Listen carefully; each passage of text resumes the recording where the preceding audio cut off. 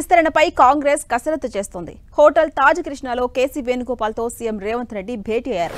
ఈ భేటీలో tea Congress incharge Meenakshi, Bhatti, Uttam, Mahesh Kumar Goud పాల్గొన్నారు. మిగిలిన 3 మంత్రి పదవులు ఎవరికి ఇవ్వాలనే అంశంపై కాంగ్రెస్ కసరత్తు చేస్తోంది. కేబినెట్ కూర్పుతో పాటు కార్పొరేషన్ చైర్మన్లు, వర్కింగ్ ప్రెసిడెంట్ పోస్టులపై చర్చించారు. మంత్రి పదవి ఆశించి భంగపడ్డ వారితో ఇప్పటికే ఖర్గే భేటీ అయ్యారు. ఇక కులగణన, బీసీ రిజర్వేషన్ కు సంబంధించి పార్టీ విధాన నిర్ణయంపై నేతలు డిస్కస్ చేస్తున్నారు.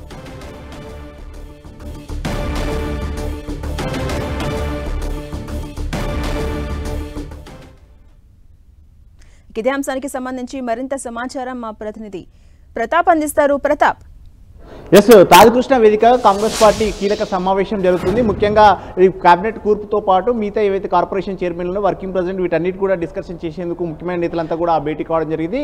Congress party AICC general secretary KC Venugopal రావడం జరిగింది కాబట్టి కేసీ వేణుగోపాల్ తోటి ముఖ్యమైన అంశాలకు సంబంధించిన వాటిని ప్రధానంగా డిస్కషన్ చేస్తున్నారు. నిన్న ఏఐసీసీ అధ్యక్షుడు మల్లికార్జున ఖర్గేతో డిస్కషన్ చేసిన నేపథ్యంలో ఈ రోజు కూడా కేసీ వేణుగోపాల్తో డిస్కషన్ చేసేందుకు కూడా ముఖ్యమైన నేతలంతా కూడా భేటీ కావడం జరిగింది. సీఎం రేవంత్ రెడ్డితో పాటు incharge Meenakshi Natarajan, PCC chief Mahesh Kumar Goud, అదేవిధంగా డిప్యూటీ సీఎం బట్టి విక్రమార్క, మంత్రి ఉత్తమ్ కుమార్ రెడ్డి వీళ్ళంతా కూడా కీలకమైన నేతలంతా కూడా భేటీ కావడం జరిగింది. అయితే ప్రధానంగా ప్రజెంట్ ఇంకా క్యాబినెట్లో ఇంకా 3 స్థానాలు ఖాళీగా ఉన్నాయి కాబట్టి ఆ 3 స్థానాలకు సంబంధించి వాటిని కూడా ఒకటేసారి ఫుల్ఫిల్ చేసేసి క్యాబినెట్ను పూర్తి స్థాయిలో రన్ చేయాలని చెప్పేసి ఒక ఆలోచన రాష్ట్ర ప్రభుత్వం చేస్తుంది కాబట్టి సీఎం రేవంత్ రెడ్డి అందుకు భాగంగా మిగిలిన 3టిని కూడా భర్తీ చేయాలని కూడా చూస్తున్నారు. అయితే ఈ 3టికి సంబంధించి చాలామంది నేతలంతా కూడా పోటీ పడుతున్న పరిస్థితి ఉంది. అయితే పోటీ ఎవరెవరైతే మంత్రి పదవి కోసం పోటీ పడుతున్నారో వారందరినీ కూడా నిన్న దాదాపు 6 మంది నేతలంతా కూడా పిలిచి మాట్లాడారు. ఆది శ్రీనివాస్ కానీ, అదేవిధంగా ప్రేమ్ సాగర్ రావు, మల్రెడ్డి రంగారెడ్డి, సుదర్శన్ రెడ్డి, బాలునాయక్ వంటి నేతలంతా కూడా నిన్న పిలిచి మాట్లాడిన పరిస్థితి ఉంది. సో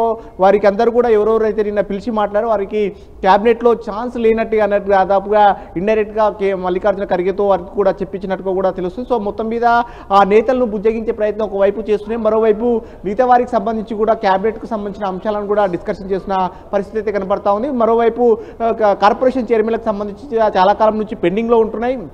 కార్పొరేషన్ చైర్మన్లకు సంబంధించి ఇప్పటికే కేవలం ఒక 38 మాత్రమే భర్తీ చేశారు. దాదాపు 30కి పైగా ఇంకా ఖాళీలు ఉన్నాయి కాబట్టి చాలామంది ఆశావాళ్ళు ఉన్నారు. వీటితో పాటు డైరెక్టర్ల పోస్టు దాదాపు 100 వరకు భర్తీ చేయాలని చెప్పేసి ఒక ఆలోచన అయితే చేస్తుంది. నెక్స్ట్ స్థానిక సంస్థల ఎన్నికలు వస్తున్నాయి కాబట్టి ఆ లోపు వీటన్నిటి కూడా భర్తీ చేసి ఎన్నికలకు వెళ్ళాలని ఒక ఆలోచన చేస్తుంది. వీటితో పాటు పార్టీకి సంబంధించి ముఖ్యంగా అతి ముఖ్యమైన అంశం సంబంధించి లోకల్ బాడీ ఎన్నికల్లో పార్టీ లైన్ ఏ విధంగా ఉండాలని దానిపైన కూడా ప్రధానంగా డిస్కషన్ చేస్తున్నట్టుగా కూడా తెలుస్తుంది. ముఖ్యంగా బీసీ రిజర్వేషన్లకు సంబంధించి వీటికి సంబంధించి కాంగ్రెస్ పార్టీ ఎన్నికల సందర్భంగా దాదాపు 42% రిజర్వేషన్లు కల్పిస్తామని చెప్పేసి కామారెడ్డి బీసీ డిక్లరేషన్ సందర్భంగా చెప్పింది కాబట్టి ఖచ్చితంగా 42% రిజర్వేషన్లను ఇంప్లిమెంట్ చేయాలనే ఒక ఆలోచనతో కాంగ్రెస్ పార్టీ ఆలోచన చేస్తుంది. అందుకు అనుగుణంగా ఇప్పటికే అసెంబ్లీలో కూడా బిల్ పాస్ చేసి దాటిని కేంద్రానికి కూడా పంపించింది, గవర్నర్ ద్వారా కేంద్రానికి పంపించింది. ప్రజెంట్ అది రాష్ట్రపతి వద్ద పెండింగ్లో ఉంది. రాష్ట్రపతి వద్ద ఈ నెల 10తో అయితే 3 నెలలు కంప్లీట్ అవుతుంది కాబట్టి గతంలో సుప్రీంకోర్టు ఒక తీర్పు ఇచ్చిన పరిస్థితి. తమిళనాడు గవర్నమెంట్కి అనుగుణంగా ఒక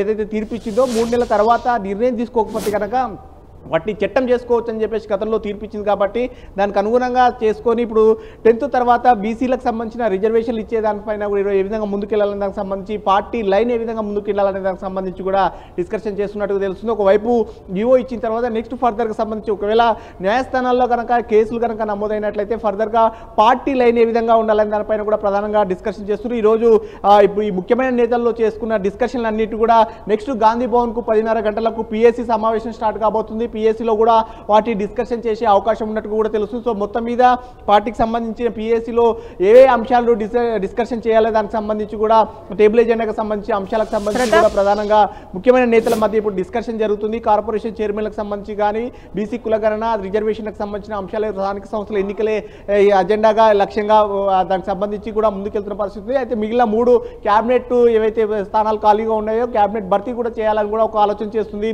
ఇప్పటికే క్యాబినెట్లో భర్తీకి సంబంధించి క్యాబినెట్లో చాలా మంది అంటే మంత్రి పదవి ఆశలు పెట్టుకున్న వారికి అందరికీ కూడా నిన్న ఇప్పటికే మల్లికార్జున ఖర్గే నచ్చజెప్పిన పరిస్థితి ఉంది కాబట్టి ఫర్దర్ స్టెప్గా ఎవరెవరైతే ఉన్నారో వారికి అందరికీ పార్టీ ఆలోచన మేరకు వాటిని అంతా కూడా భర్తీ చేసి ముందుకెళ్లాలని కూడా ఆలోచన చేస్తూ వీటన్నిటిని కూడా నిర్ణయం తీసుకొని మరి కాసేపట్లో 10:30 గంటలకు గాంధీ భవన్ వేదికగా పిఎస్సీ సమావేశం జరగబోతుంది. పిఎస్సీ సమావేశంలో వాటిని కూడా ఎజెండాగా పెట్టి చేస్తారు. తర్వాత 12 గంటలకు ఎగ్జిక్యూటివ్ కమిటీ సమావేశం ఉంటుంది. విస్తృత స్థాయి సమావేశానికి సంబంధించి వైస్ ప్రెసిడెంట్ కానీ అదేవిధంగా జనరల్ సెక్రటరీ వీళ్ళు ఈ సమావేశంలో స్థానిక సంస్థల ఎన్నికలకు సంబంధించి అదేవిధంగా జై బాపు జై భీమ్ జై సంవిధాని ఈ ఎజెండా తోటి జాతీయ స్థాయిలో పార్టీ ఒక లైన్ తీసుకుంది కాబట్టి ఈ దాన్ని ఖచ్చితంగా మరింత విస్తృతంగా జనంలోకి తీసుకెళ్లాలని ఒక ఆలోచన కాంగ్రెస్ పార్టీ చేస్తుంది కాబట్టి ఈ అంశాలన్నిటి కూడా ప్రధానంగా డిస్కషన్ చేస్తున్నారు. Right, thank you Pratap.